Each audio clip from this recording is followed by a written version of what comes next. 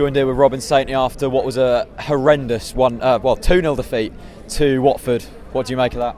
It was shocking, Jack, wasn't it? It was an awful performance. There was no passion. There was very little football. I mean, it was an awful game, just generally. But our performance was dire. I mean, you can tell from our tone of language how bad it was. Well, I think we're shell shocked, aren't we? I think we've come here today expecting much more than that, but the team haven't turned up. I mean, the team on paper, that was probably one of our strongest teams. I'm very happy with that, and we dominated for the first 15 minutes. Dominant. I don't know how you want to interpret that, but I thought we held possession really well. Didn't do much with it, but sloppy penalty and we're out of the game. Yeah, I thought we looked very much not in control of the game, but certainly we seemed to be in control of whatever Watford were trying to create.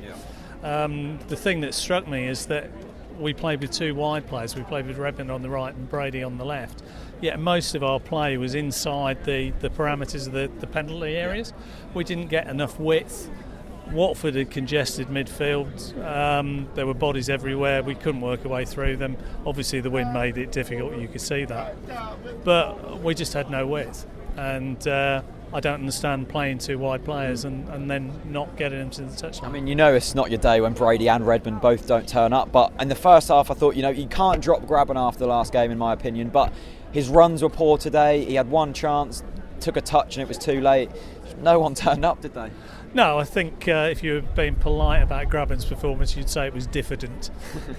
I can think of others, but diffident will probably have to do for the purposes of a family broadcast. Where do we go now? A very tough Christmas period coming up. Thrown straight back into the relegation scrap. We could have done with something today. I really did think we would get something. We've got to pick it up. We've got to get something out of the Everton game because obviously the Manchester United game is going to be pretty tough. Spurs is going to be tough.